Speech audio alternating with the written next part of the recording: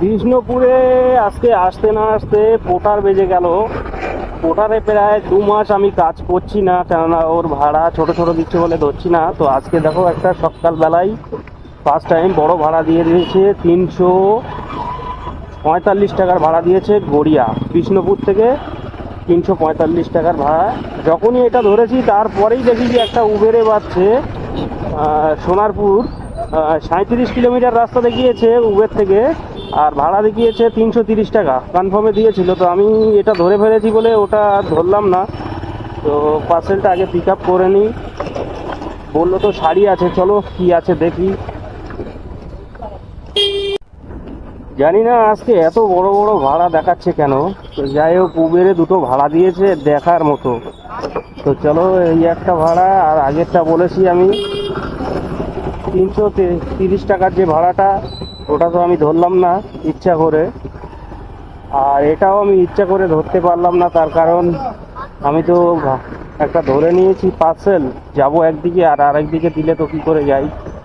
তো এই রোডে হলে নিশ্চয়ই ধরে নিতাম আমি। তো চলো দেখি, একটা ছোটোখাটো যদি পাই নিয়ে বার হয়ে যাব, সেক্টর 5 কিংবা নিউ টাউন।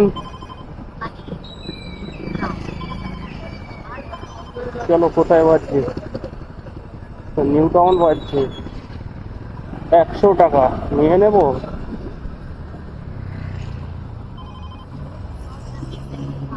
সেক্টর 5 বাজছে, কিন্তু ভাড়াটা কম দেখাচ্ছে।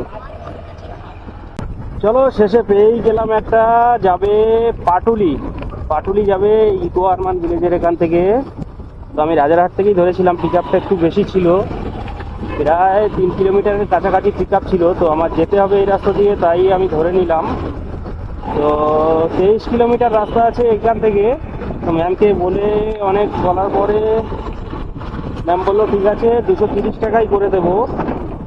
আমি ধরেছিলাম 175 টাকা।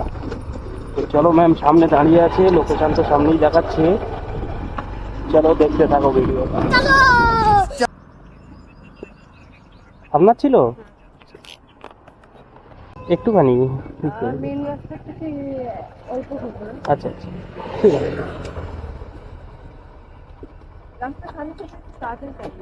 হ্যাঁ হ্যাঁ, রাস্তা ফাঁকাই আছে যত সম্ভব, রাস্তা ফাঁকা থাকবে। ঠিক আছে। ম্যানটাকে ড্রপ করে ওখান থেকে দেখলাম 2.5 কিলোমিটার পার্সেলটা ড্রপ আছে, তো ওইখানে পার্সেল দিয়ে দিলাম। তোমরা যারা পুরো ভিডিও দেখেছো কমেন্ট করে জানাবে আমার টোটাল কত টাকা আর্নিং হলো এই রাইডে।